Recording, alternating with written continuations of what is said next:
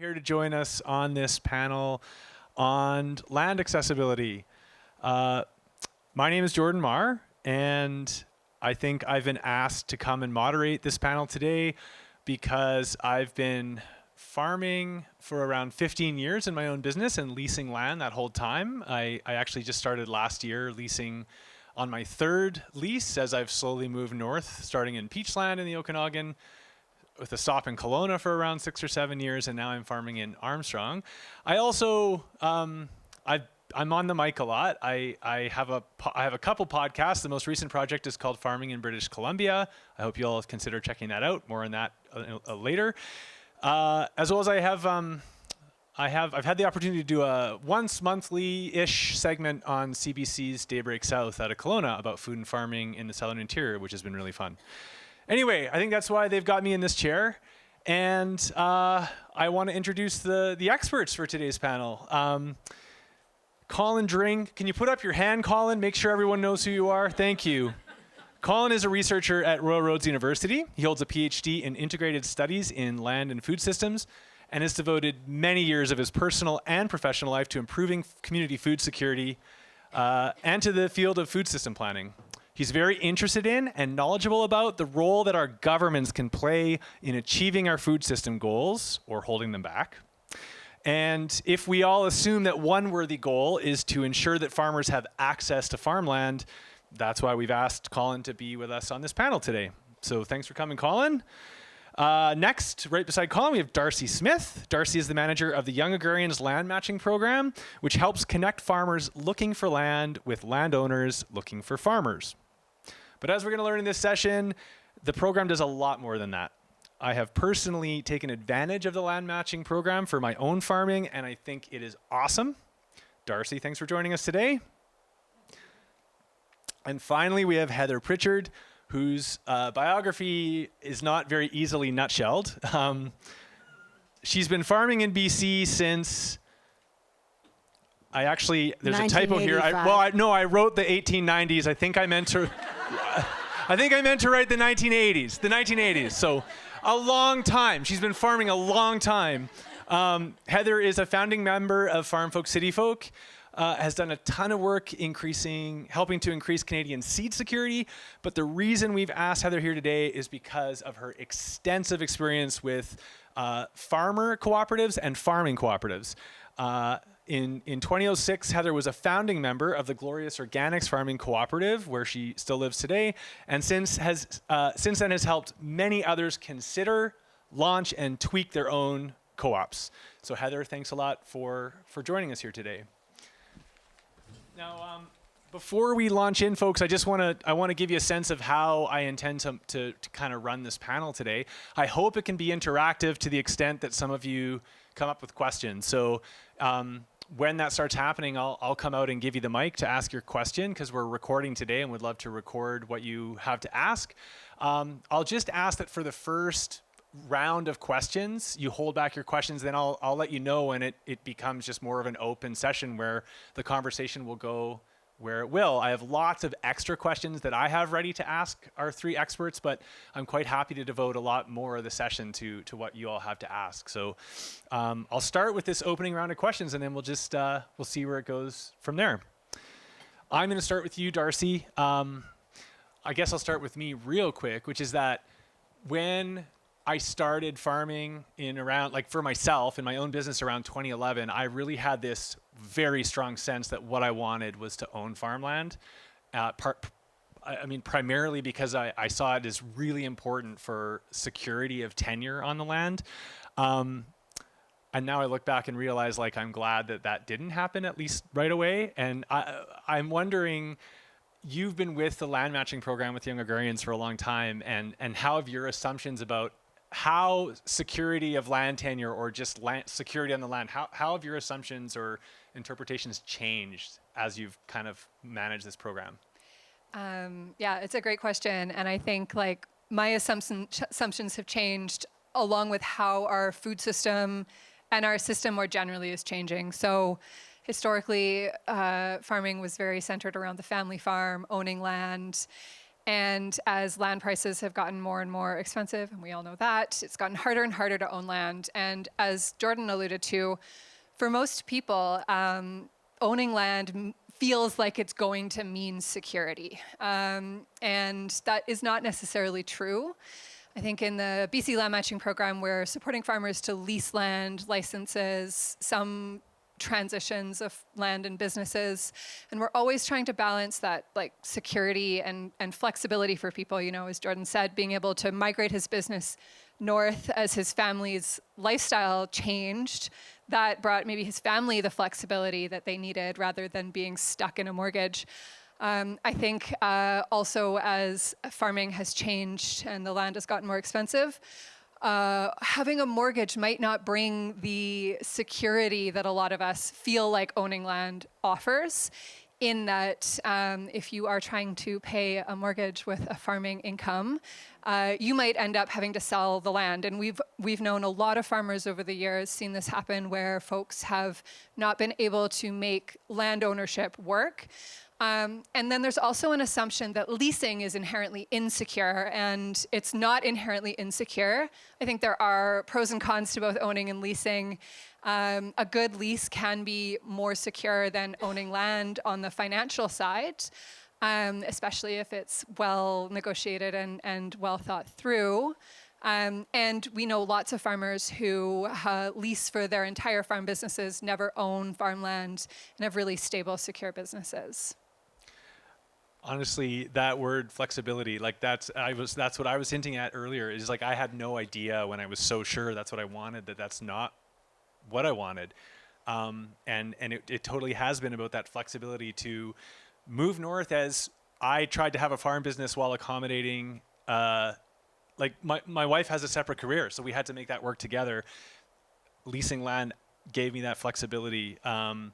My farm business model has changed so much, and again, like so I think land ownership has strong there are strong like good reasons for owning land, and lots of good things that come with it, but it's like so important. I've learned going through my weird farm journey, like how valuable the flexibility that comes from leasing land is. And so real quick, Darcy, like how many I know you don't necessarily like to quantify things, but how many leases do you tend to help farmers in the province organize a year or over this period? Since 2016, and mostly since 2018, when we grew the program across the province, we've made 350 matches on about 12,600 acres. That's about 60 a year, give or take, all across the province. Supporting land matching, it's really about helping people find the right leases, so quality over quantity, we would say. And we put a lot of time and energy into supporting folks to find the right property, the right farmer, negotiating agreements, making sure that there's really clear relationship expectations set, so that once we set people free to do the really hard work of farming, they can focus on that rather than having the land lease, the land agreement be a big piece of what they're navigating day to day. All right, thanks, Darcy. Over to you, Colin. So as I said before, Colin, hopefully in this session here today, is going to we're going to get into hearing from Colin about ideas for making land more accessible in terms of what our local and regional and provincial governments can be doing. But before we do that, Colin, I'd like to start by asking you to talk about how, in your view, current policies and regulations in the province tend to favor landowners over farmers in some cases, why that can be bad for food security, and how this partly explains why there are so many blueberry fields in the Fraser Valley. For sure. So back in the day, in the 1970s, when we first established the Agricultural Land Reserve through the Land Commission Act, the principle behind it was we were seeing this loss of farmland, and a big part of that in the Lower Mainland. The numbers were up to 6,000 acres per year being shifted over, typically to suburban development, with the mentality that urban expansion, residential urban expansion, was desirous. and necessary as we pursued this myth of progress and growth. This has subsequently kind of become a pattern across the province, even in more rural townships. It's not just a function anymore of urban municipalities and the desire for these low density sites that are easily developed into residential or commercial lots. And so how the system was set up, it was never really set up with the farmer in mind. I know this seems kind of janky when you think an agricultural zone designed to protect farmland should necessarily protect farming as an industry, but those two processes were not concurrent. So the government advanced, I mean, it's pretty incredibly progressive that we managed to get an agricultural land reserve provincially. This is a very rare phenomena at that level of legislation. But without a concurrent element that supports the farmer to actually be able to be viable on site, you kind of miss the mark on, you can't protect farmland without having farmers, right? Like it seems quite obvious to anyone in the room, but apparently we're still fighting this mental battle. So the system actually just says anyone can own farmland, and that's the end of it, right? So we don't have a mechanism in place to intentionally and advance farmer ownership of land. Anybody can own farmland in this province. Anybody can own farmland who is not from this province. So this has implications both domestically, nationally, and internationally, as we see land as a commodity becomes increasingly placed under the speculative market. And so for folks that either want to hold on to land because it's a good investment package right now, there's a whole series of work being done around that, land grabs and investment in future farmland, to people who got tired of living in the city and wanted to have a country estate. They wanted to live that rural life. And what that has done is that folks who can afford these real estate prices purchase the farmland, which subsequently then drives up farmland prices further, trapping you into this cycle of speculative real estate. The only people who can afford it with the incomes that they're getting are those who come from more lucrative sectors. So it's kind of a race to the bottom when you think about it that way. It's not a fun thing to think about. And so what is the relationship between what you just said and lots of blueberries in the Fraser Valley? Oh yeah. So no shade to blueberries. I'm not mad at them. But what I typically saw in my research in the Lower Mainland, when we were looking at people buying farmland, and one of the things that they more insidiously also want to get is they also want to have farm status so that they can have lowered property taxes. And so one of the ways that you can go about doing that, this is a fairly large loophole that hopefully collectively we will close, is that you can lease farmland out to a farmer and you gain farm status for that property. So you don't, as the landholder, you don't have to farm. You can lease that out to a farmer. They will do the business of farming for you, and you can get a tax break. And what typically happens is that because you have a lot of people who are not used to the business of farming coming in, they don't like the nuisance and conflicts that come up with an agricultural landscape. So those odors, the dust, the noise, how dare you be out in your fields being present when you want a vista of wheat as far as the eye can see. So one of the things is they put in really low intensity things that don't require a lot of labor, such as blueberries. And that also have like a nice aesthetic. And then you have a really nice aesthetic. You got these beautiful fall blueberry colors as far as the eye can see. You're in your tower. There's literally a tower in my hometown. A guy built a tower so that he could see all the blueberries around. But yeah, so it's a real phenomena, and it continues to this day. Colin, before I move on to hearing from Heather, I started my question by saying, I'll put you on the spot. Could I have one specific example, if you can think of one, of like how, like a specific policy that you believe favors the land over the farmer? You just talked kind of broadly, but can you think of one on the spot of either at the provincial or municipal level that tends to favor? Like when you and I spoke previously, you talked a little bit about just rents, I guess, but I'm just wondering if there's anything you can think of. Not specifically off the top of my head at this moment. I mean, the legislature itself is like intentionally broad, and so there are so many loopholes in it that do favor just land ownership. So it's almost like the analysis of it, it's the absence of things, Right. rather Okay. than the presence of things, if that makes sense. Yeah. Yeah. So what we see is on the policy side, like some municipalities will have policies to support farming by through their land use planning mechanisms. They'll have bylaws and zoning that can support these kinds of initiatives to both prevent non-farmers but also to support farming. But it's piecemeal. It's not provincial. Right. Okay. So we're going to get to some of those inquiries. Oh, please do.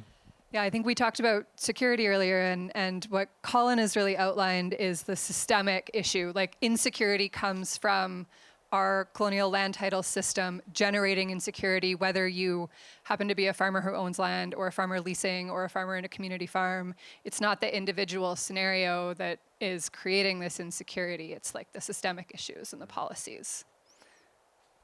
You can pass that over to Heather. Before you just asked me the question, I just wanted to respond to policies. I live in the township of Langley, and we had been farming for about 30 years when we wanted to become a bona fide farm. And the township of Langley looked to the ALR to see whether or not we could become a bona fide farm, told us with a big binder that we had to grow so many raspberries, or we had to do this, or we had to do that. And because we are a very biodiverse farm, and our income is actually about $500,000 a year, so we're not a tiny operation, they said, and the ALR said, what? No, that's not us. That's the township. So the township said, okay, well, if somebody from the ALR comes and takes a look at your land. So I phoned up a friend from the ALR and said, Tony, we don't come and look at our land and see. And he comes and he looks and he says to the township, yep, they're farming it. and so I said, could you put that in writing, please? So this is just a really, I think, a specific example of how many of the municipalities are not in line with what the ALR regulations are. They're supposed to be, they should be, but there isn't any kind of policing on that. Your anecdote, this is getting away and I'll be real from it all, but it'll be quick. But your anecdote reminds me, this kind of hits the theme of just like when systems are designed not to accommodate, in your case, like the kinds of farming you were doing. And I've been in the case as a farmer where I haven't responded to my annual Statistics Canada survey about my farming production. And so I get the call from them and they're going to babysit my way through the call. And the person takes me through and they want to hear every crop I grow. But I'm a mixed veggie farmer and there's 30 crops. And like literally I get from the stuff that I grow a lot, but I'm down. I'm like, well, yeah, I grow some bok choy. Well, how much bok choy? You really you need to, yes. 40 pieces. I grew 40. Like it was just a tiny, there was one chef. Do you want to write it down? Write it down for your I grew 40 pieces of bok choy last year. Anyway. And I have answered their questions every time they phone me because I really want to have them got that information about the small farms. But you're totally right. That's my experience as well. Square pegs into round holes. Anyway, Heather, co-ops. So you've seen a lot of co-ops start and thrive. I'm quite sure you've seen co-ops start and fail. And I thought we'd start broad, and you recently joked to me that it should be a prerequisite that every potential member of a co-op has been in therapy before they start a co-op and get involved.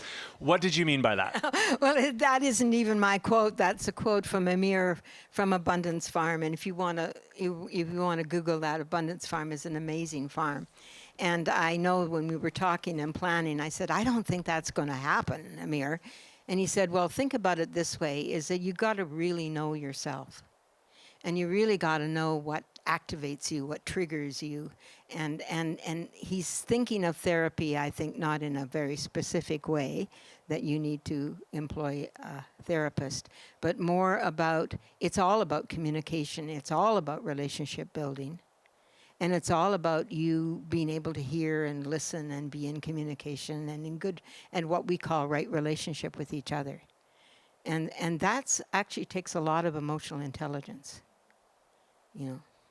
And you know, I've heard you say that so good communication skills is kind of a prerequisite for being involved in a co-op, and specifically when we talk about farming co-ops, I've heard you say that, like, and this is more of a no-brainer, but that, like, if you haven't done much farming, you know, maybe a co-op isn't the best place to start. That it's kind of a prerequisite to have gone through just the toughness of farming before you could.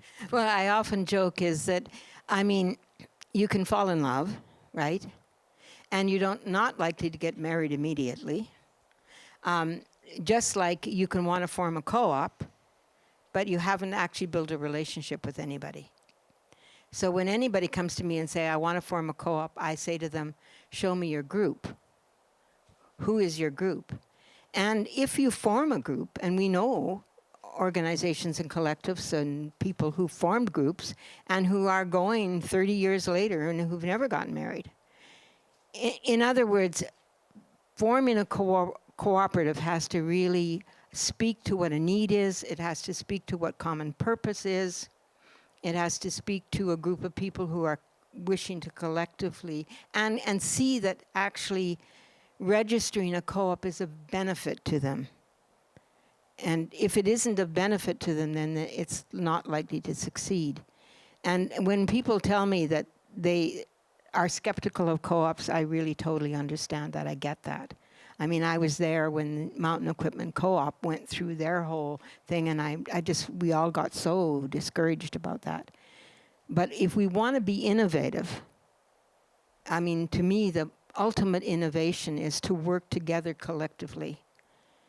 And is not to go alone, you know, but to build kind of community around a diverse group of skills that you can bring together, and not a diverse group of purposes.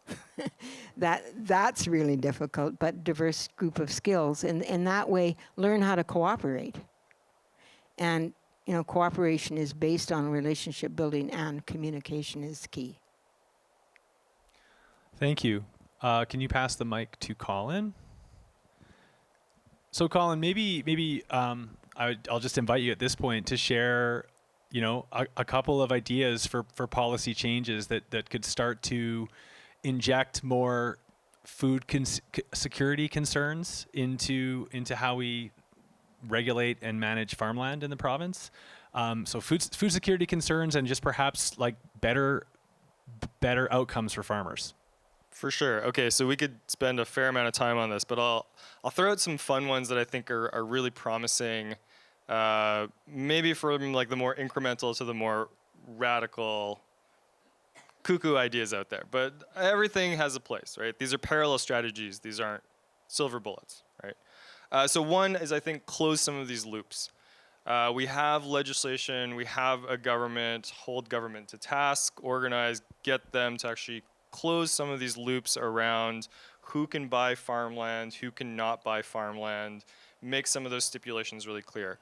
I was thinking about policy, the policy question, and so until very, very recently, there was no size limitation on a house. Like, let that sink in. So we saw 40,000, 50,000 square foot homes going up on farmland. Like, if you have any idea of what that looks like, that's bigger than the arena center that we're in, right? For one family. So that there's a lot of. And sorry, can I interject real quick? Because that has two implications. It's not just the amount of prime farmland that destroys, right? Mm-hmm. But also the what that does to already expensive farmland, the resale, like it makes it even less accessible to the next buyer who might want to farm it later, because now you have to account for the $3 million alone that the house is worth or whatever. 18 million. Yeah. It's been a while since I Yeah. just gave up. I don't even pay attention anymore. Sorry, I'm a we'll just- land leaser now. So we'll add a factor of 6 to that. The other piece for geeks in the room that like to talk about land use and siting, this isn't typically very sexy, but let's say you have a 5-acre parcel, you have a 40,000 square foot home, and you put it smack dab in the middle of that parcel. Well, what does that do to your capacity to farm around it? Where are the road access points? Where's the barn infrastructure going? Where's your deliveries coming from? So where you put dwellings and buildings matters. So these are things that like we can actually close those loopholes as government. Right now, that's all to the municipality. They decide if they're going to do that or not. They decide to what extent they're going to be congruent with the ledge or not. I think someone earlier talked about the $14 billion industry that is agriculture, and I think the last time I checked, the Ministry of Ag, their budget for the entirety of what they offer is one of the lowest of all the provincial ministries, right? I think it's under $1 million, yeah. It's even behind Newfoundland. But in BC, like within our programs, our ministries.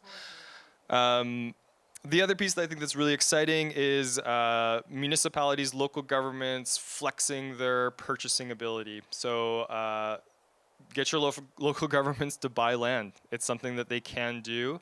A lot are doing it as a mechanism to then offer long-term or lease arrangements to farmers. We've seen a few models of those. I'm in particular support of those that advance farmers to build relationships with their food banks, their meal programs, senior centers, hospitals, schools, and close some of those loops. One of the major challenges in making this happen, of course, is if you have competition between your more rural and urban municipalities. So we still see this kind of infighting between them, particularly at the regional level, where if a municipality or an area doesn't have a ton of farmland, then they don't really want to invest in agricultural policies or agricultural services. They don't see that you can link up those production systems to those food needs, right? That those are obvious tie-ins that citizens would really get behind. And then I'll leave you with a third one, because it is kind of interesting, and we're starting to see some pilots happening around it. So if folks are familiar with the universal basic income, we are starting to see some pilots and policy work coming up around agriculture and food. So I'm part of a group that's been doing some research about that, where we're trying to think about like what would happen if we gave farmers a basic income and just said, you know, you don't have to sell your crops, you don't have to market it, you don't have to do any of that shit. You can just go and grow food for a food bank. You can grow food for meal programs or hospitals or schools. And not that this is what everybody will do, we're not saying that, but we're saying that for those that are interested in doing so, who want a broader set of options, that isn't just having to sell your crops at a farmer's market or in a commodity supply chain, that you do have that option. So I'll leave it there.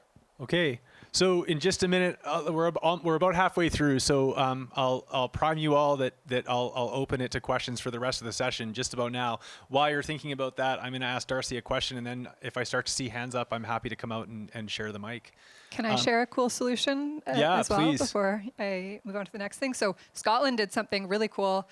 They have a real land baron problem where 400 families own most of the land in Scotland, and the government put in a community buyback program where land has to be offered right of first refusal to the community to buy it as a group, as a collective, before it can be sold outside of that community. And they put together a fund for communities to apply to be able to buy back the land, and a facilitator to negotiate the deal. And they've seen, this is more about community development rather than agriculture, rural properties, but they've seen a lot of properties get bought back by the community through this model. So while you have the mic, Darcy, can you talk about how the program, like I think if for those for whom it's kind of new, if there are any in the room for who this is a new concept, the land matching program, your mind probably goes to the new farmer who's looking for their first lease. But can you talk about how the program caters to like different kinds of farmers at different stages in their career? Yeah, all farmers need support. And, you know, the BC Land Matching Program initially did start to help farmers and startup find land to start their businesses. We found that it's been really helpful as well for folks who are growing or having to move their business, relocating to a new area because whatever reason. A lot of farmers start small these days too, as well, because that's the entry point. When you also have trouble with access to capital, you're farming as your own venture, you're using your own body power rather than a very large tractor to manage a lot of acres. You might start small and then grow over time, and you might need to increase the land that you're farming so that your business can continue to be viable, can grow, and you can grow with it. So yeah, we have helped farmers at the very beginning of the careers, farmers who are well into running family farm operations, do family transitions on their land, farmers who have been at it for 10 years or 20 years or 30 years who want to expand or move. And so I'm almost 15 years into my farming career, but moved on to a new lease as of last year and approached you folks just for help with essentially the contract, the lease. And that was an enormous help because your program has experts that this is what they do. Like we barely had to think about it except answer our land managers' long list of questions. And it forced us to think about some of the considerations. And it was like free. Like it's basically a service you provide, which is incredible. And there are a lot of details to consider. We've seen it all, from who's emptying the composting toilet to what happens if the lease ends early and I've spent $20,000 on this barn. So yes, lots of details to consider. It's me. I'm emptying the composting toilet. It's in the lease. Real quick, are there any questions from the audience? Yeah, please. Here, do you mind taking the mic? Yeah. So my questions have more to do with mortgage. So when I purchased my urban home, it was so much percent down, purchase the home, dead simple. When I looked with a family member at land, there was up to 10 acres, you had to have half down, and over 10 acres, you just had to have the amount of money. Like, these things make it really far-reaching for a farmer to get onto a farm. How are mortgages put together? Is that a government overseen thing? Is that another policy that could be looked at? Well, this is going to be the banks assessing risk. And raw land would be one of the things that you need half down on, right? The banks are thinking, raw land, are you going to do anything with this? And are you going to pay your mortgage? So they want more down. I don't know. What policy solutions, Colin? Nothing that currently exists, per se. I mean, other than Farm Credit Canada, which is theoretically supposed to be more like accommodating of some of these, like an understanding of farming. Yeah. Although it tends to be more expensive. That debt. The other piece that surprised us was off-grid homes are counted as raw land. I don't know about that, but like the other piece that I think we're talking pretty extreme but radical solutions is you could regulate the price of land. You could add price controls, particularly for things like farmland and food, which exist as more public goods. This has been, I think, one of the ongoing challenges with trying to understand how the ALR fits, because the ALR is a public good mechanism. When I talk to some of the graybeards who like developed it, who are right there front and center, we also collectively forget that a substantial amount of public dollars went into establishing the reserve. Not just the administrative elements, but purchasing land, incentivizing farmers to put their land into the reserve. So it is both a public good and a private one. And that still creates problems for us as we're seeing. So I don't have an answer to the mortgage question. I think Darcy is correct. It is a function of the banks. But it is an area that could be explored. Heather, I'll go over to you.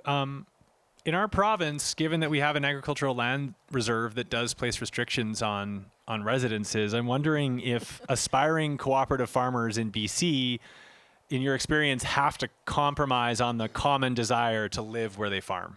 Absolutely. And people always ask me about my farm. We are 2 parcels of land side by side, which allows us then to have more housing. And the other thing that I have to say, and I won't say it out loud, I'll just show you, we do this.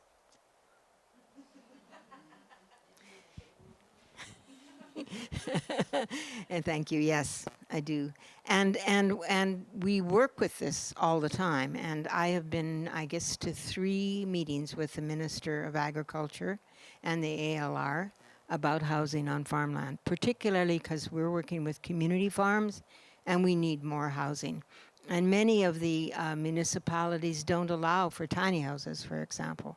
And people tell me, well, yeah, well, housing, but not, they see tiny housing as substandard housing, which many, many young farmers would love to do. So without going down too many rabbit holes on it, I have to say that the ALR is open to, not to precedences, they don't want to have any precedences, but definitely to variances. And if you can come up and prove that additional housing is going to help you farm and farming production, then they're really open to that. And in my mind, actually, the ALR is often more open than the municipalities are. Yeah, and I can speak to that a bit because I live in Vernon. I live in a residential house in Vernon, and I, as of about a year ago, got invited to sit on the Regional District of the North Okanagan's Agricultural Advisory Committee. And the main work that we do is to review our region's ALR applications when people want to do something different that isn't allowed in the ALR. And I think a reality that of having the ALR is that it gets frustrating. Like if you just take the example of like, why can't we make allowances for a co-op to have more residences on a piece of farmland? The problem is you have to think of all of the landowners who are immediately going to try and abuse the new policy. And so it just creates this tension between, I guess what I'll just say is that I see the people who manage the ALR, like all the way up to the main body that oversees the ALR, they want to be flexible. It's just like trying to build in policy where there's no loopholes. It's And tough. this gets back to me when I say this over and over again. It's based on relationships. It's if you go there and you are angry with them and you're advocating and you're coming with them that they're not doing anything that you want to do, then you're not going to get very far. If you go to them as that somebody in that is really wanting to work with you and help you stick handle through their regulations, you base it on having good relationships with everybody. And Colin, I think you wanted to say something.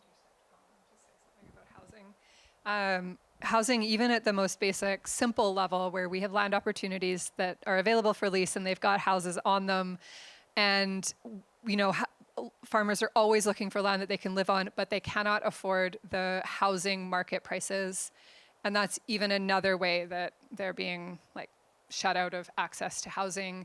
This is a part of the bigger picture housing crisis in BC that's affecting farmers in this very specific way. But I know in the Kootenays, you're all very familiar with the housing crisis. And I'll pass it to Colin.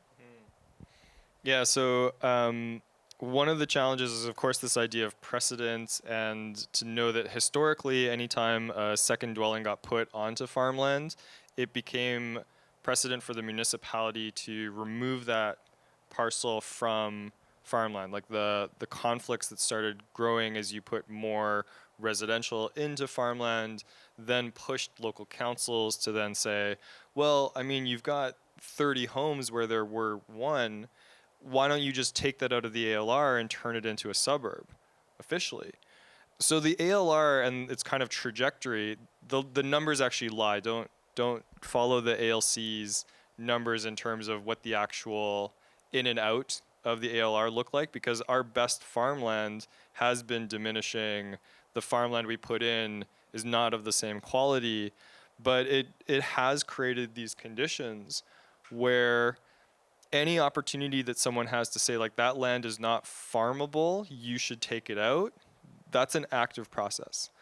And the example that Kim Grout, who's the head of the ALC, she's an incredibly brilliant woman.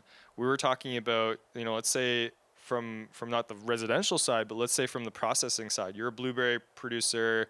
You're sick and tired of having to aggregate with other people. So you and a couple of buddies, you want to collectively develop a processing facility. It's a concrete structure, a couple thousand square feet for washing, packaging. You're going to put it on your farmland. You're allowed to do this, right? And then your business goes under. Well, what happens to this 2,000 square foot structure? It's a concrete pad at this point. The municipality or the landowner says, well, can't farm it now. Nobody is saying, and this is the wrong thing, nobody is saying, well, take the structure off. You're responsible for that. No, nobody says that. They use that as a mechanism to say, oh, then we should turn this into like an amusement park or whatever is cachet at the moment, right? So, yeah. I'm going to ask Colin a follow-up question, but are there any waiting questions from the audience to go to after that? No? Okay. Just a comment. I think that more in the last maybe 3 years, I think the ALR removed the option for private landowners to remove land. Like local government can no longer approve that. That was a good step. So it means that it has to have some community benefit. It has to be originally local government, right? Absolutely, that's what's happening on the committee that I sit on, and it's also interesting just to see the interplay between at our regional level and then up to the land commission, because we slowly get to know, they kind of train us to understand, like, don't even bother sending us like training us to know what they're going to do when we send it up to them, so that we reduce the bureaucratic load on them. Yeah, but I want to look. So you mentioned one idea earlier, Colin, that I consider a bit radical, the idea of a universal basic income for farmers. Another radical one that you and I have talked about elsewhere is the idea of like the government actually putting their thumb on the scale of determining what gets grown. Say with food security in mind, starting to manage the agricultural economy in terms of like, what does the province need? Not just like letting landowners put blueberries because they look pretty and they're like low impact on their lifestyles, right?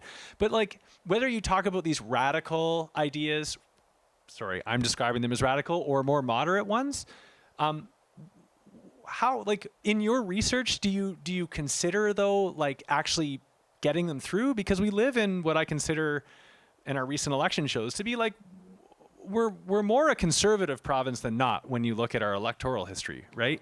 So do you and your colleagues think much about like considering what's possible? Because when I think about universal basic income being proposed, even if it's a really thoughtfully laid out one, or when I think about the idea of like starting to consider not allowing non-farmers to own farmland, like those are kind of, at least for this province, and I think most provinces, radical ideas. So like, do you think about that in terms of, well, how would we even attempt to bang those ideas through? Oh, these are very simple questions. Thank you, Jordan. I will just advance a political and educational campaign immediately. You are all subject to it. Thank you for signing up. It's a free course, but it will take you the rest of your life. So long and short of it, I mean, there's definitely education. There's political organizing that has to come with it. I think at the end of the day is farming is in such a it's in between a rock and a hard place. And a big part of that is you're looking at almost 40 years of being explicitly told that the only way that the sector exists is as a commodity. It only exists through market logics. And we see pushback happening all the time in more activist spaces, in the community farm scenes, the cooperative farm scenes, the regenerative farmers, the agroecologists. They're all pushing and saying like, no, food is not just a commodity. Land is not just a commodity. It has a richer and deeper meaning. So I think this is where it starts to come from, is that if we're going to say that food is a public good, that ending hunger is a priority in this province, in Canada, then we have to start entertaining solutions that are oriented towards the public good. And that might mean doing redistribution. That might mean opening up some of the options for farmers who don't want to be locked into a commodity system. So we do think through some of the policy implications. We do think through like what are some of the conditions that might make it possible. But ultimately, like the rubber hits the road with people on the ground, right? And so it's more, I think, like getting groups of people open to the idea that maybe we can experiment and play around with things, and we don't have to be so attached to the status quo, right? That's seeking out alternatives to the status quo. I mean, in my opinion of it, the status quo is untenable. Like the future of going down this path means that all land is privatized and owned by a handful. That's it, right? And all farming is effectively agri-corporate. So like that's the saddest thing that I think I've said today. I think Heather's gonna dovetail. I just wanted to dovetail only because I want to put this out very quickly before this session is over, is to take a look at Foodlands Cooperative online, is that it is made up of a number of community farms across BC and their allies. And so what we are actively working on is how do we access the land? How do we bring the land into trust, in air quotes? Foodlands went for charitable status. We were declined. The government said we were declined because they understand that the price of land is escalating and they think that's an advantage to the farmer. It's not charitable, it's economic. So right at that fundamental level is like we're working on policies with that. We are in coalition with the National Farmers Foundation and a number of other organizations. We want that to change.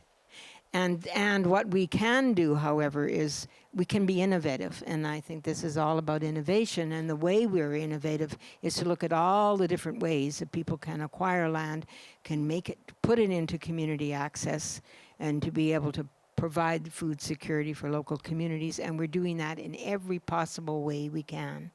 So I'm not going to go into all the ways, but I'm certainly open, and you can ask me questions about that. Well, I have a question for you right now. Another co-op question. So I was curious to ask you. So like I mentioned earlier that my own farming model has changed quite a bit over the years. I started out as like your fairly typical mixed veggie grower, growing, let's say 25 different kinds of crops, selling at farmers markets, a small CSA, restaurant sales. And now I've like changed it quite a bit, and I grow effectively 2 crops. I'm growing heirloom dry beans and corn that I am milling myself to sell to restaurants as cornmeal, right? I'm curious to know, like, have you seen co-ops effectively design their co-op to be able to accommodate change? So let's think about a farmer co-op, not a farm co-op. This is about the farming that is happening on a piece of land, whether that land is cooperatively owned or privately owned, right? Can co-ops be designed to accommodate changes in a farmer's career? And have you seen that? Or is it harder to do that? And what you need to do in a co-op is design good exit strategies, so that when Jordan starts out and joins this co-op and he joins it and he can have 2 acres for his intensive mixed market veggies, once he realizes he doesn't want to do that anymore, what's important is to have like a smooth exit strategy versus designing change into the co-op. I often say that I'm not an either or person. I'm a and also. So the answer is both can happen. And I just want to very quick, my own story, because our co-op is reaching 50 years, I guess, and we own the land. And I've retired. So the succession is not about me having to leave. It's about bringing new people on. And that's when we get into the housing thing, which we've already talked about. But it's kind of like succession is built into a cooperative. I mean, that's the advantage of it, is that if you are, if your situation, you want to change it, You may want to change it to go part-time. You may want to change it to do just one commodity.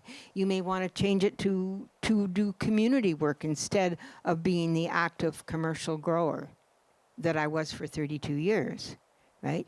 Now we've got seed happening. BC EcoSeed is housed on our farm.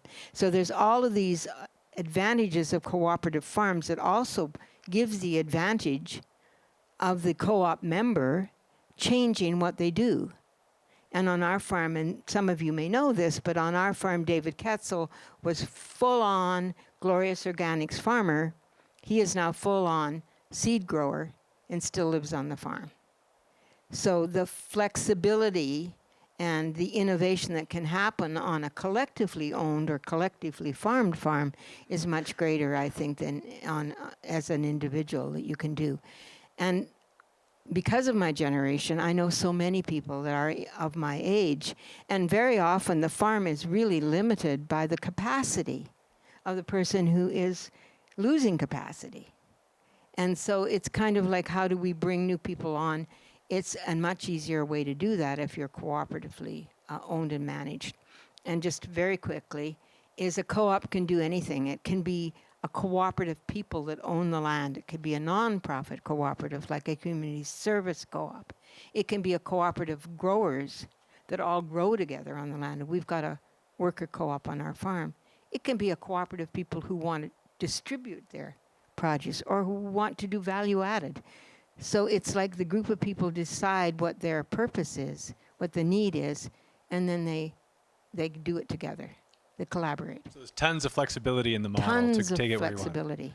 I'm just gonna. I see Damon, your hands up. Do you want the microphone, or are you just gonna? I'll just blurt it out quickly, but I'm just curious because we haven't really addressed it in my conversations with Darcy early on.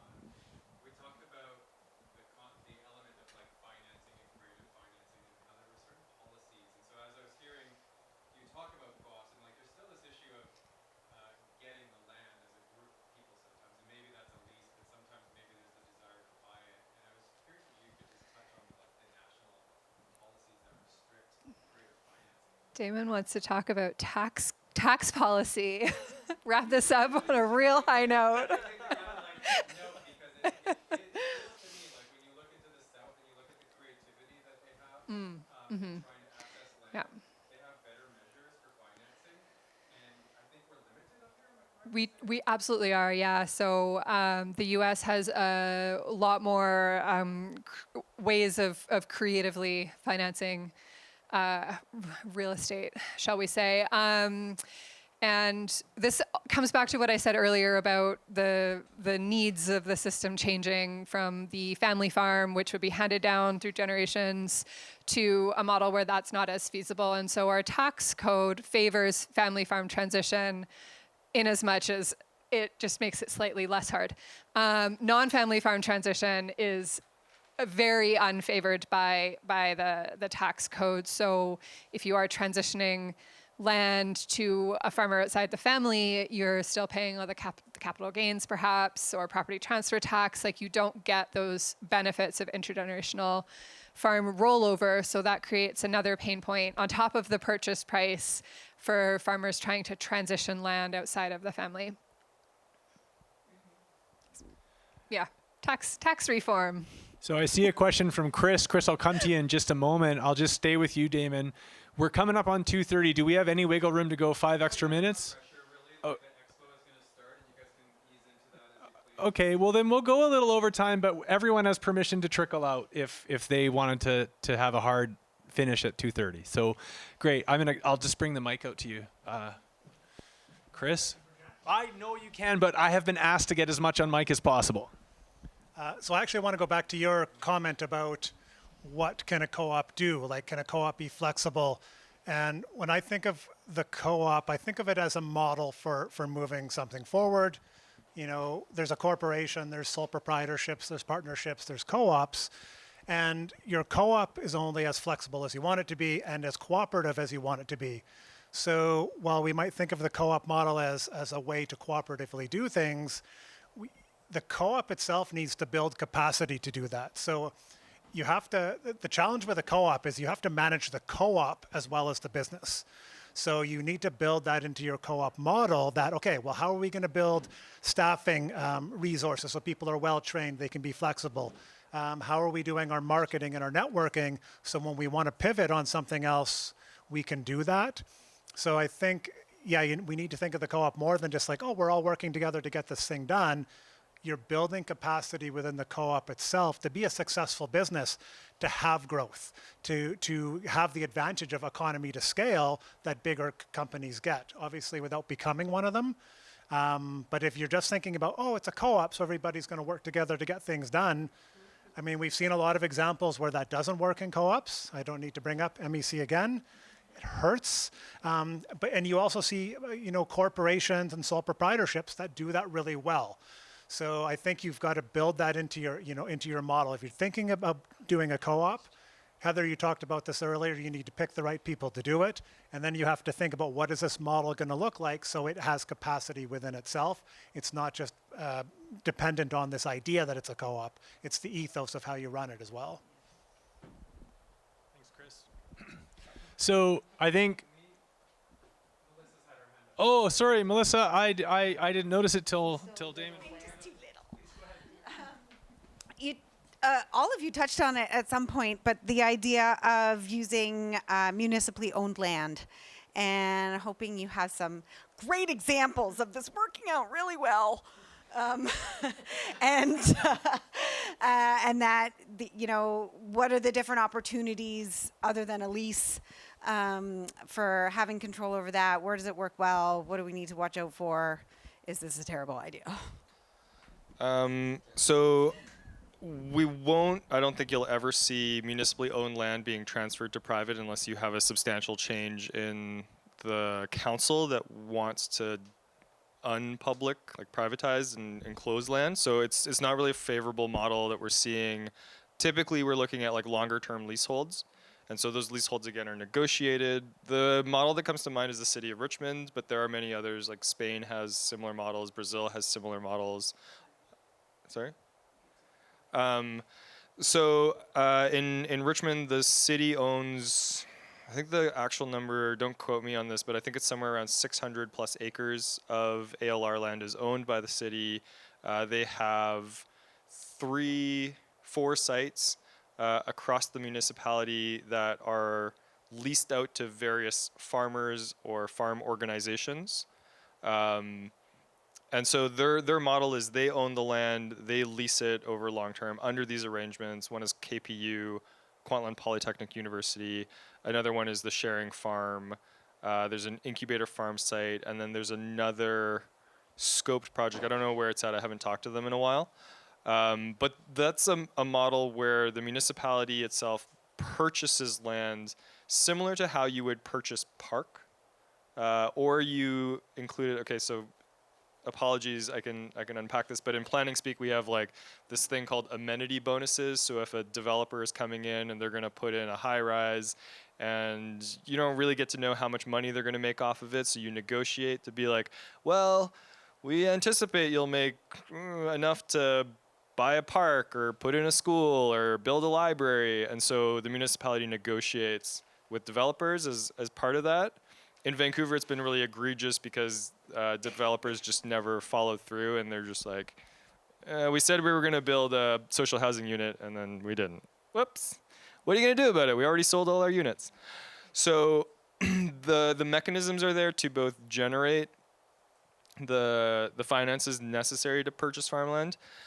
The other piece, this is a little bit more unsavory, but it is a tool that your municipalities have in their toolbox. So again, think of it in that context. It is a tool in the toolbox. I'm not advocating for or against it, but appropriation is something that they can do. Yeah, there's some groans. But in my municipality, they appropriated land for a Walmart. So imagine how I feel about that when you could appropriate land for farming or a park or an ecological preserve. So again, like put it in the context of like a tool that is available. Appropriation also, I believe, I'm not certain, but I believe it offers the municipality some control over the real estate price. So they are not subject to market price when they appropriate, which is also pretty crazy. Okay, so here's what I'm going to propose. I'm going to propose that we wrap this up, but knowing that what's going on now is the expo that can sit and wait, and assumption on my part that some of you would love to just come up and talk individually after the session with people. So I assume you three can probably hang out for a few minutes, right? And then I think all three of you will be around through the rest of the day. Is that right? I'm here until Colin drives me home. Perfect. So I want to say, well, I guess one thing I'll say is that in preparing for this session, I interviewed all three panelists, and I took 2 of those interviews and made it the most recent episode of my podcast, Farming in British Columbia. So if you want to hear some longer, a longer form conversation with Colin and with Darcy, check out the latest episode. I forgot to inform Heather that I wanted to put it on the podcast, so I didn't feel comfortable just throwing it up, since she just gave me the interview without knowing I had pushed record. So for now, it's I'll listen to it and I'll say yay or nay. perfect. Thanks, Heather. So go check that out if you're interested. Darcy? You promised me I could plug our land link. Yeah.